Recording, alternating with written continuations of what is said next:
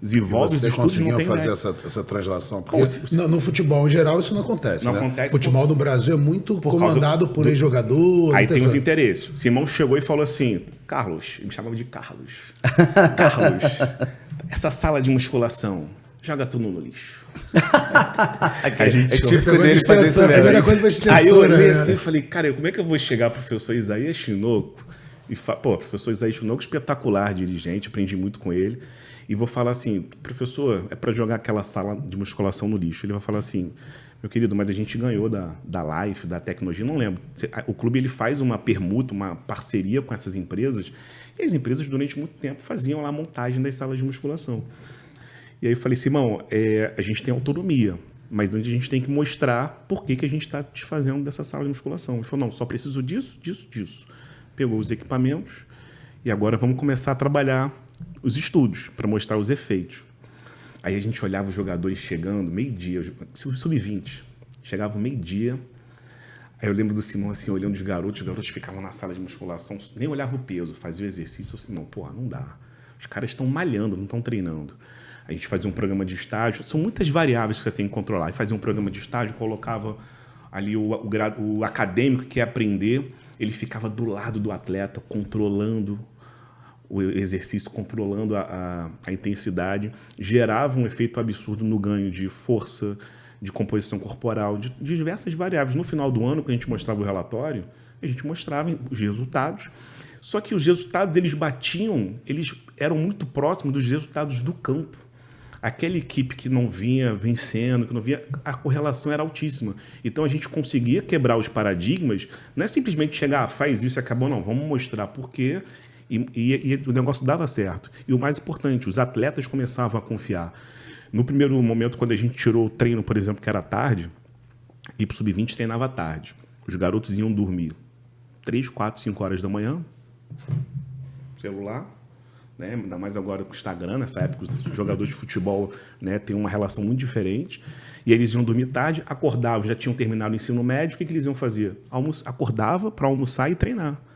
Cara, a gente conversava com eles, isso é vida de vagabundo, vocês têm que virar atletas. E aí botava para treinar de manhã, integral, os garotos reclamando, mas lá na frente começava a dar resultado, nossa, aí...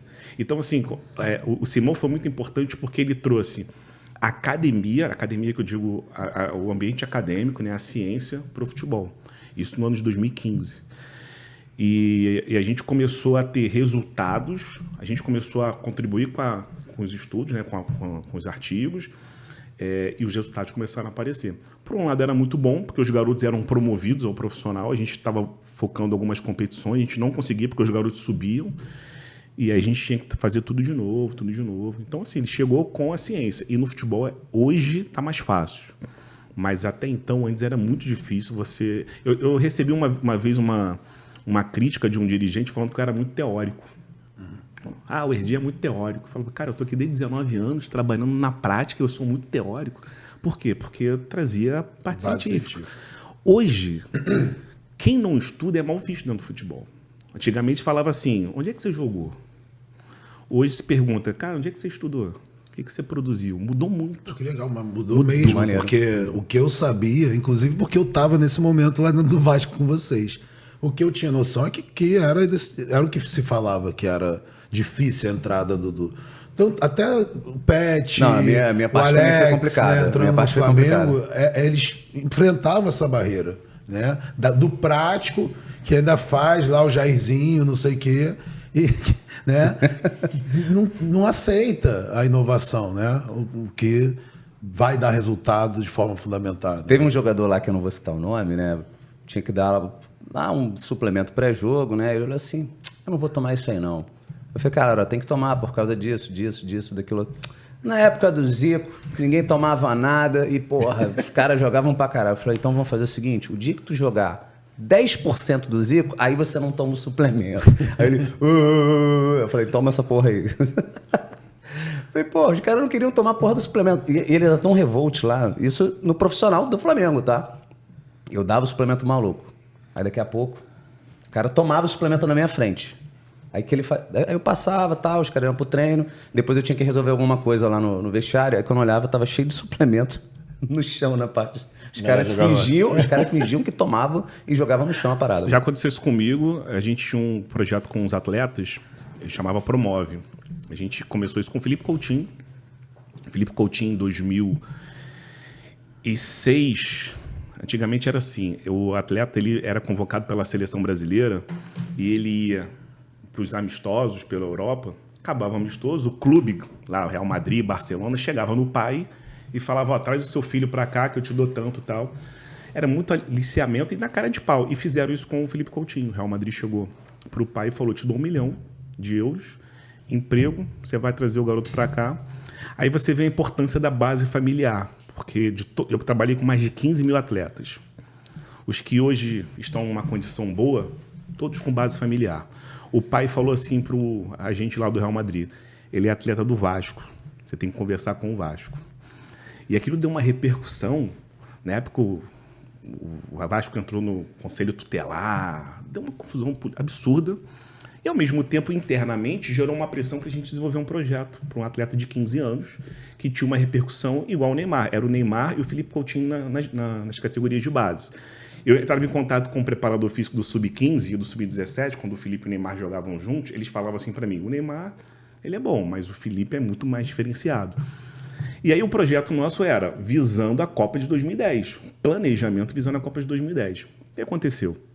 O Felipe foi vendido para o Internazionale de Milão, não deu o planejamento, a gente fez um planejamento onde ele, até 18 anos, ele desenvolvia uma programação semanal que ele se adaptava no profissional. Por quê? Porque antigamente o atleta, ele chegava no profissional e via aquele mundo totalmente diferente do que ele tinha na base. Ele comia pão com manteiga e chegava no profissional um café de hotel. Ele chegava na base, não tinha ninguém, chegava no profissional, imprensa. Então era muito diferente. E a gente teve essa promoção com o Alex Teixeira, que gerou uma certa dificuldade dele render. Fala, com o Felipe a gente não pode ter o mesmo erro. Então o Felipe, 2 vezes por semana, ele ia para o profissional. E eu levava lá o Felipe, ficava lá igual o babá. Ficava olhando e vendo ele treinando com um treinador profissional, fazendo a crioterapia com o fisiologista, lá na época o Daniel. Ele comia, ele se alimentava no restaurante com o profissional, às vezes ele levava os meninos para se adaptar, se familiarizar. E quando ele foi promovido, foi muito mais fácil para ele. Só que qual é o grande ponto, né? Ele foi para o Internazionale de Milão, foi até campeão mundial, só que o Neymar, no Santos, ganhou diversos títulos. E o título promove muito o atleta. O Felipe não conseguiu ter a mesma repercussão, foi emprestado para um clube chamado Espanhol, e aí chamou a atenção, foi para o Liverpool. E para o Liverpool explodiu, depois foi para o Barcelona. O Neymar foi diferente. O Neymar, ele teve... não sei se vocês lembram, a torcida pedia o Neymar e o Ganso na Copa de 2010. Né? E o Dunga não levou. Né? Então, assim, você não consegue ter um planejamento com um jovem a longo prazo para que ele faça lá rende da melhor forma possível. Porque se você tem aquela base, ó, a Copa do Mundo de 2010, serão esses atletas que a gente está preparando. Não tem isso. Né? E o Felipe só foi jogar 2018. O que eu vi o Felipe fazendo no treino era uma coisa de outro mundo, era um atleta espetacular o que ele fazia. A gente tinha expectativa de fato de ser um dos melhores jogadores do mundo, né? Mas ainda esbarra no planejamento. A gente não consegue ter o planejamento para os atletas por causa de diversas variáveis. E quando você controla as variáveis, a chance de dar certo é muito maior. Era o que a gente fazia lá com o Simão, né? Com os outros profissionais. Download Podcast, o seu podcast na educação física. Se você curtiu esse corte, faça a inscrição no canal e ative o sininho para mais novidades.